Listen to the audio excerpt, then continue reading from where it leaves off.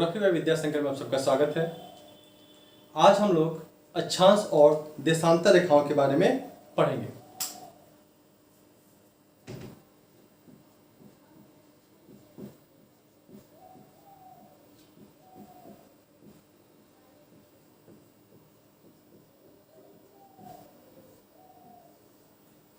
आज हम लोग अक्षांश और देशांतर रेखाओं में के बारे में पढ़ेंगे।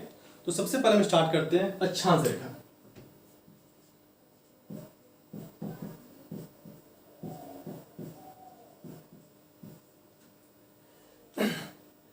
तो सबसे पहले आपको बता दें कि अक्षांश और देशांतर रेखाएं पृथ्वी पर खींची गई एक काल्पनिक रेखा है।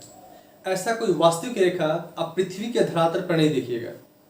यह जो है पृथ्वी पे एक काल्पनिक रेखा खींची गई है ताकि जिससे हमें एक निश्चित जगह का अनुमान लगाया जा सके कि हम एग्जैक्ट अगर बात करें कि अभी हम कहाँ हैं, तो कहीं भी रह करके एक नक्शे पर हम दिखा सकते हैं कि हम लोग इतने अक्षांश और इतने देशांतर पे हैं। तो एग्जैक्ट लोकेशन का इससे पता चलता है। तो सबसे पहले अक्षांश रेखा को परिभाषित करते हैं।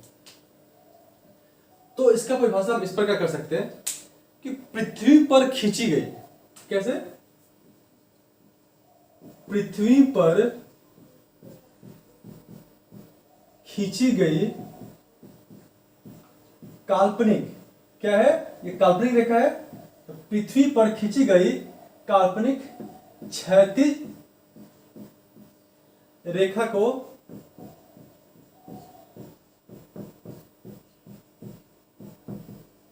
अक्षांश रेखा कहते हैं। देखिए बिल्कुल जो है ना, जो चीज आप समझ गए उसको लिखना आसान होगा। तो अक्षांश रेखा को क्या कहेंगे?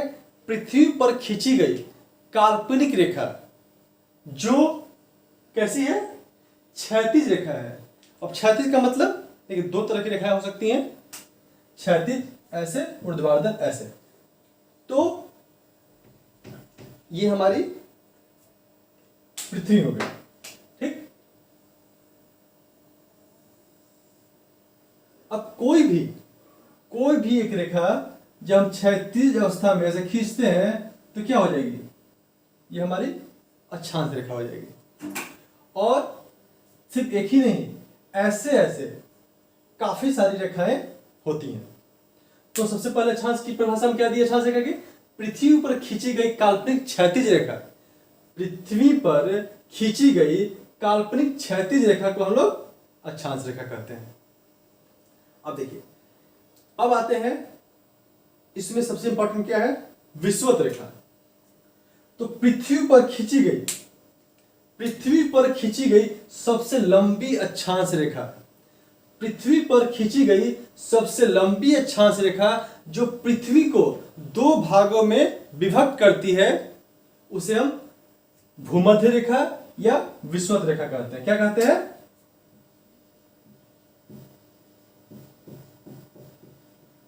भूमध्य रेखा या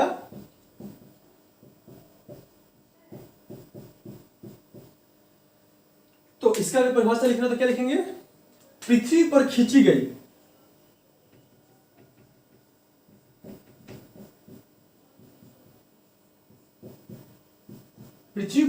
गई वह अक्षांश रेखा जो पृथ्वी को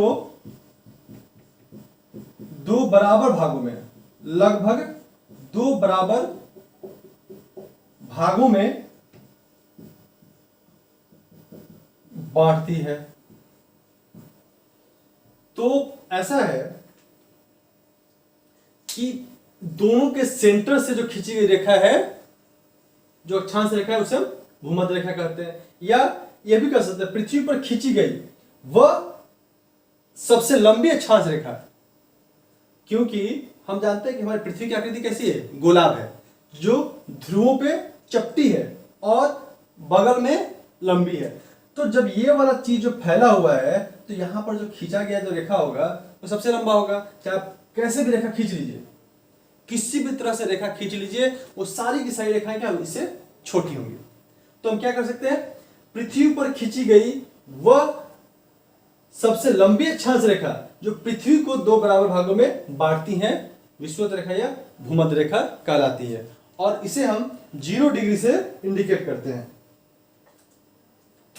इसे हम क्या करते हैं, 0 डिग्री से इंडिकेट करते हैं।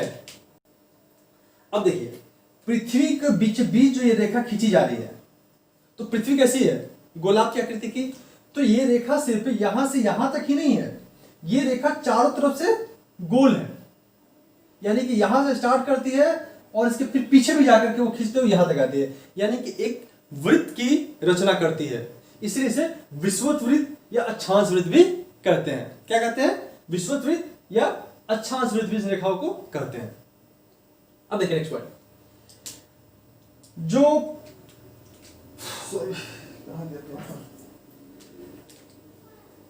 विषुवत रेखा दो बराबर भागों में पृथ्वी को विभक्त कर रही है, तो एक पार्ट को नॉर्थ और दूसरे पार्ट को साउथ कह रहे हैं, एक पार्ट को नॉर्थ और दूसरे पार्ट को साउथ।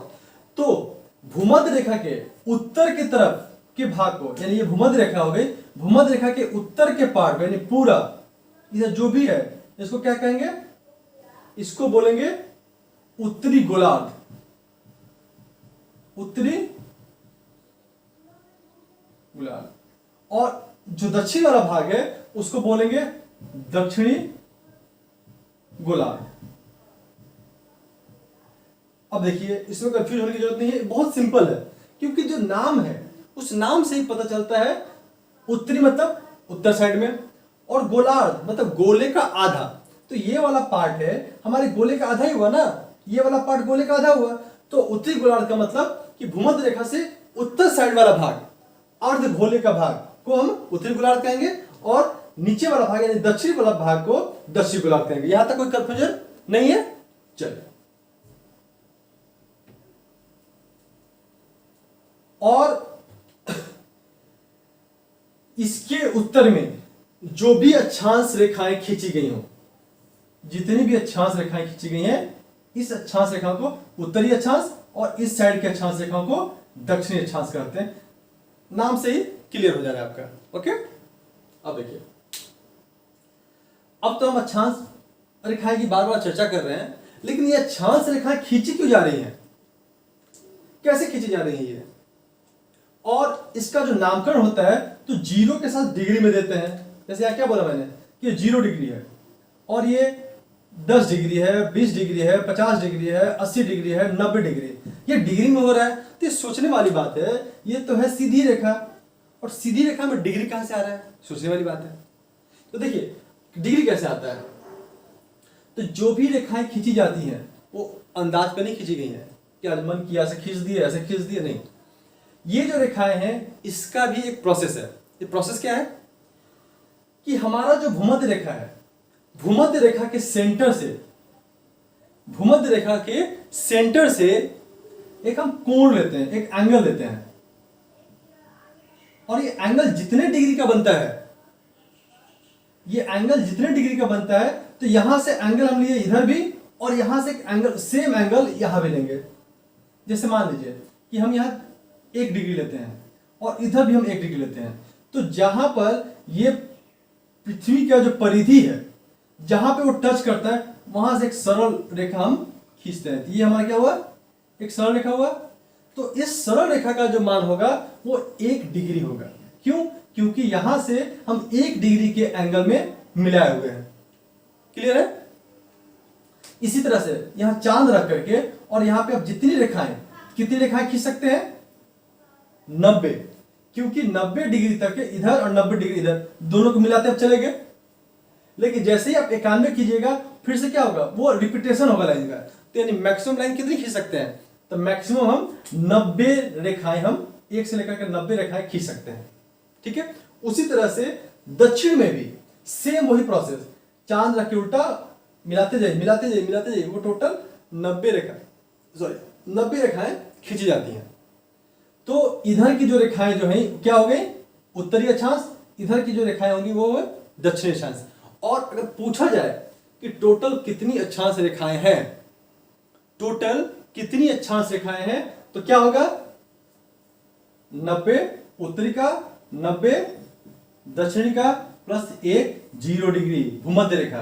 ये टोटल कितनी हो गई 181 अक्षांश रेखाएं हो गई। ठीक है, यहां तक कोई डाउट नहीं है।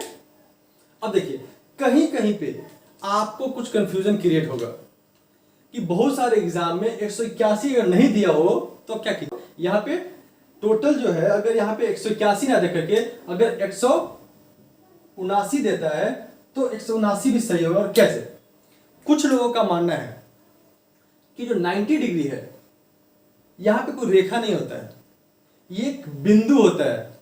और रेखा का परिभाषा क्या होता है कि बिंदुओं के संयोग से, तो बिंदुओं का संयोग कब होगा, एक से ज्यादा बिंदु होगा।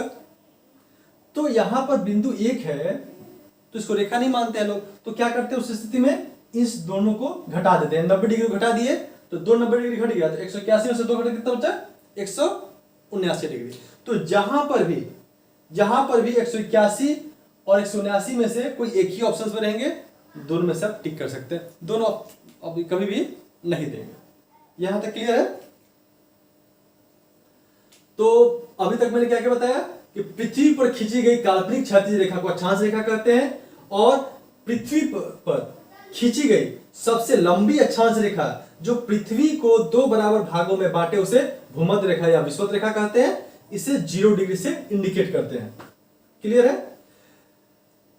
विषुवत रेखा के उत्तर के भाग को उत्तरी गोलार्ध और दक्षिण के भाग को दक्षिणी गोलार्ध कहते हैं।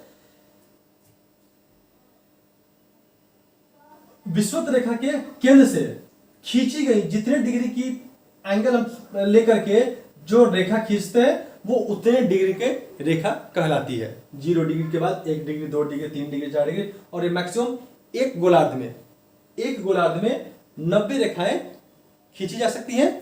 तो 90 ऊपर और 90 नीचे 180 और प्लस सेंटर के 181। यहां तक कोई दिक्कत नहीं है। उसको रिपीट करते हैं।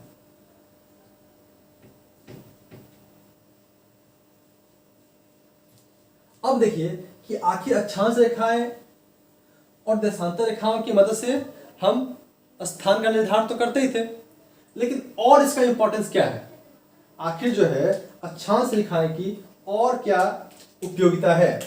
तो जो अक्षांश रेखाएं हैं ये आपके अक्षांश रेखाएं होंगे। यहां पर कुछ इंपॉर्टेंट लाइन है जिसके बारे में हम चर्चा नहीं की है। वो लाइन क्या है, पहला तो हो गया 0 डिग्री विषुवत रेखा,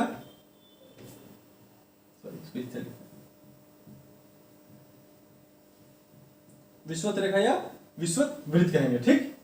दूसरा जो है 23.5 डिग्री उत्तरी और 23.5 डिग्री दक्षिणी। इसको लिखेंगे कैसे,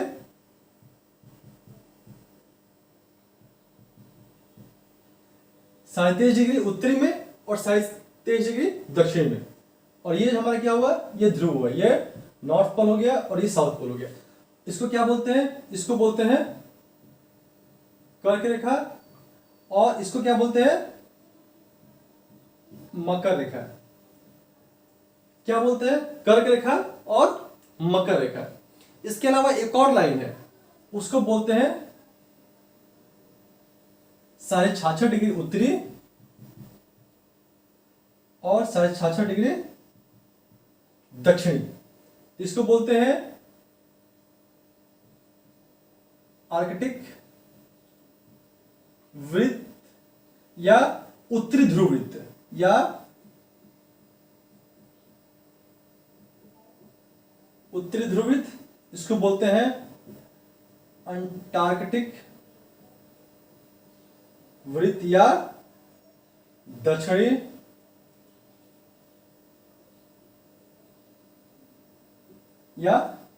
ध्रुव वृत्त। यहां तक कोई कंफ्यूजन नहीं है आप लोगों को। अब देखिए ये हमारे इंपॉर्टेंट अक्षांश रेखाएं हैं, और ये आई कहां से, कि सही बात है कि 23.5 डिग्री क्यों, 23 डिग्री लेता, 24 डिग्री लेता, 25 डिग्री लेता, 50 डिग्री, जो अच्छा लगे कि यूनिक जो है कि 23.5 और 66.5 क्यों लिया गया। इसके पीछे भी एक लॉजिक है कि हमारी जो पृथ्वी है, हम किसकी बात कर रहे हैं, ये पृथ्वी का एक नमूना है ना। तो ये हमारी जो पृथ्वी है वो अपने अक्ष पर 23.5 झुकी हुई है। देखिए कैसे, जैसे पृथ्वी है, ये हमारी पृथ्वी का सेंटर है, ये नॉर्थ, ये साउथ। लेकिन ये एग्जैक्ट ऐसे नहीं है, ये पृथ्वी क्या हुई है हमारी, ये टेढ़ी है। यहाँ पे जो ध्रुव है, आप ग्लोब देखे होंगे, ग्लोब में क्या होता है, ये टेढ़ा रहता है। तो ये क्या है, नॉर्थ ध्रुव यहां है और साउथ ध्रुव यहां है, बीचों बीच तो यही है। लेकिन अब ये झुकाव कितने डिग्री का है, वो है 23.5 का। कितने का, 23.5 के अपने अक्ष पर ये 23.5 झुका हुआ है। क्लियर है। और ये 23.5 हुआ तो ये वाला जो पार्ट कितना बच गया, ये हो गया आपका 66.5। तो यहीं से ये दोनों लाइनें आई हैं। और ये झुकने के बाद क्या प्रभाव पड़ता है, तो झुकने के बाद जो सूर्य की जो किरणें हैं, अब देखिए इसको समझाते हैं ऐसे। मान लीजिए सूर्य है, ये पृथ्वी है, पृथ्वी सूर्य का परिक्रमा कर रहा है। अगर ये पृथ्वी सीधी होती तो सभी जगह बराबर प्रकाश पड़ते, जहां लाइट होता वहां लाइट होता, जहां अंधेरा होता यहां अंधेरा, देख रहे हैं। लेकिन हमारी पृथ्वी क्या है, अपने अक्ष पर 23.5 झुकी हुई है। तो ये हमारी सूर्य हो गई और ये पृथ्वी। अब देखिए अभी क्या स्थिति है, जब सूर्य यहां पर है, जब सूर्य यहां पर, मान लीजिए कि ये आपका सूर्य, ठीक। अभी जो पृथ्वी जो है कहां है, ऐसे है। तो ये कौन सा पार्ट, ग्रीन वाला पार्ट जो है, ऊपर वाला पार्ट क्या है, ऊपर वाला पार्ट सूर्य के नजदीक है। लेकिन जब ये चक्कर लगा रहा है, इस तरफ आया तो क्या हुआ, ग्रीन वाला पार्ट क्या हुआ, दूर हो गया, और जो नीचे वाला पार्ट क्या हुआ, सूर्य के नजदीक आ गया। तो यही स्थिति होती है जब हमारी पृथ्वी सूर्य का परिक्रमा करता है, तो एक अक्ष जो है अंधेरे में चला जाता है और दूसरे अक्ष में लाइट होता है। अब ये गोल जो होता है, तो ये जो सेंटर है, सेंटर पे लाइट आता है और इधर लाइट नहीं आता। तो कब, जब यहां आता है तो लगभग 6 महीने का समय लगता है। 6 महीने का समय लगता है। तो यहां पर क्या है, यहां पे लाइट इस पे आ रहा है, 6 महीने बाद जो है ये लाइट नीचे आता है, ये अंधेरा हो जाता है। तो यही स्थिति होती है कि 23.5 तक, क्योंकि इसकी जो प्रकाश है 23.5 तक लंबवत पड़ती है। क्योंकि देखिए जब हम यहां रहते हैं तो अब देखते हैं कि हमेशा जो सूर्य क्या होता है, हमसे हमेशा क्या होता है, दक्षिण साइड में ही चमकता है। और गर्मी के सीजन में वो क्या करता है कि हमारे सर के ऊपर आता है। कभी आपने देखा है कि हमसे उत्तर में गया हो, इसलिए क्योंकि हम लोग अभी 23.5 पे, बिहार जो है आपका 23.5 पे है, तो बिहार तक ये किरणें जो है ना सीधी पड़ती है। अब जैसे ही यहां से अब दूर जाइएगा, दूर करने का मतलब ध्रुवों की तरफ बढ़िएगा, वहां क्या होगा, वहां कभी भी जो है सूर्य की किरणें सीधी नहीं पड़ेंगी। तो इसीलिए 23.5 जो है आपके लैंडलाइट में आ गया और इसका प्रभाव पड़ा है। विषुवत रेखा से हम जैसे जैसे ध्रुवों की तरफ जाते हैं, हमारा तापमान में क्या होता है, कमी आता है। क्यों, क्योंकि यहां पर सूर्य की जो किरणें हैं वो सीधी पड़ती हैं 23.5 तक, उसके बाद तिरछी पड़ती हैं। तो ऑब्वियस सी बात है कि यहाँ गर्मी ज्यादा होगा, और जैसे ऊपर जाते हैं यहाँ पर ठंडी ज्यादा होगी। तो जैसे ऊपर जाएंगे हमारा टेम्परेचर जो है कम होता चला जाएगा। और अक्षांश रेखाओं की मदद से ही हम जलवायु परिवर्तन को दिखा पाते हैं। ठीक है, तो सिर्फ बहुत ज्यादा नहीं, आपको सिर्फ यही याद रखना है कि कभी कभी एग्जाम में क्वेश्चन पूछे जाते हैं कि अक्षांश रेखाओं से क्या मदद मिलती है, उसका क्या महत्व है। इसका महत्व यही है कि इससे जलवायु परिवर्तन को दर्शाया जाता है। तो यहां तक कोई प्रॉब्लम तो नहीं है। तो आपका जो है अक्षांश रेखा पे जितनी भी क्वेश्चंस आ सकते थे लगभग हम वो सारे को बता चुके हैं। हाँ, एक और चीज छूट रहा है कि जो अक्षांश रेखाएं हैं तो टोटल मैंने कितना बताया था, 181 अक्षांश रेखाएं हैं। तो इस 181 अक्षांश रेखाओं के बीच की जो दूरी है वो लगभग समान है, लगभग समान है। वो कितनी है, वो है 111, वो है लगभग 111 किलोमीटर। कितनी है, लगभग 111 किलोमीटर। इससे क्या फायदा होता है कि आपको जो है दो अक्षांश दे दिया हो, उसके बीच की दूरी निकालना हो कि उसके बीच की दूरी कितना हो, तो उसमें आप दो अच्छे से मान लीजिए 2 से 5 डिग्री, 2 से 5 डिग्री जा रहे हैं, मतलब 3 डिग्री का डिफरेंस है। तो बताइए कि उनके बीच की दूरी कितनी हुई, तो 3 इंटू 111 कीजिएगा तो आपका वो एग्जैक्ट वैल्यू आ जाएगा। ठीक है, अब इसमें कुछ चीज बचा नहीं है। अब हम इसके बाद पढ़ेंगे देशांतर रेखा।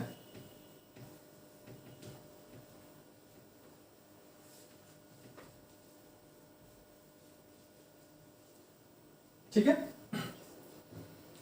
जैसे अक्षांश रेखा को हमने कहा था पृथ्वी पर खींची गई काल्पनिक क्षैतिज रेखा को अक्षांश रेखा कहते हैं, उसी तरह से पृथ्वी पर खींची गई, पृथ्वी पर खींची गई ऊर्ध्वाधर लंबवत रेखा यानी खड़ा ऊर्ध्वाधर लंबवत रेखा जो उत्तरी ध्रुव और दक्षिण ध्रुव को मिलाती है, उसे क्या कहेंगे, उसे देशांतर रेखा कहेंगे। तो जितनी भी रेखाएं हैं, सिर्फ एक ही नहीं, जितनी भी रेखाएं मिलेंगी वो सारे के सारे देशांतर रेखाएं कहलाएंगी। और यहां भी वही फॉर्मूला है कि आपका जो है 0 से स्टार्ट करके 360 डिग्री, क्योंकि एक सेंटर पे टोटल कितने डिग्री का एंगल बनता है, 360 डिग्री का। तो टोटल की टोटल जो देशांतर की जो संख्या है वो कितनी हो गई, 360। लेकिन वहां पर क्या होता था, वहां पे एक वैल्यू बढ़ जाता था, 180 होती थी, 181 होता था क्योंकि 0 डिग्री था। लेकिन यहां पर देशांतर रेखाओं की जो संख्या होगी वो आपकी होगी टोटल 360। ऐसा क्यों, क्योंकि 0 डिग्री और 360 डिग्री दोनों रेखाएं समान है। यानी कि अगर ये रेखा 0 डिग्री है तो यही रेखा आपका 360 डिग्री भी है। क्लियर है।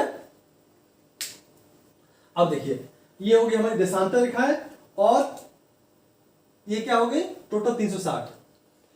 एक और डिफरेंस देखिए, जो अक्षांश देशांतर में डिफरेंस क्या है। जो अक्षांश रेखाएं में जो हम लाइन खींचते थे वो एक वृत्त था, यानी कि यहां से स्टार्ट होता था और घूमते हुए फिर वहीं आता था, तो क्या बनता था, एक वृत्त बनता था। लेकिन देशांतर रेखा में क्या होता है कि आपकी रेखा जब यहां से स्टार्ट हो रही है तो यहां आकर खत्म हो जा रही है, यानी कि अर्धवृत्त का ये हाफ सर्किल बनाता है, अर्धवृत्त बनाता है कहते हैं। वहां क्या था, जैसे ही हम नॉर्थ जाते थे तो उत्तरी गोलार्ध कहते थे, नीचे जाते थे क्या बोलते थे, दक्षिणी गोलार्ध। तो यहां उसी तरह से पूर्वी देशांतर और पश्चिमी देशांतर का यहां पे नाम लेते हैं। क्या करते हैं, पूर्वी देशांतर और पश्चिमी देशांतर। उसमें क्या करते हैं, उत्तरी अक्षांश, दक्षिणी अक्षांश। क्लियर है। अब उसमें हमने पढ़ा था कि जितनी भी अक्षांश रेखाएं हैं उनके जो बीच की दूरी है, उनके जो बीच की दूरी है लगभग 111 किलोमीटर, वो फिक्स है। लेकिन देशांतर रेखाओं में ये चीजें नहीं है। देशांतर रेखाएं में जो विषुवत रेखा के बीच के पास जो दो देशांतरों के जो बीच की दूरी है वो है 111.11 किलोमीटर। कितना है, 111.11 किलोमीटर।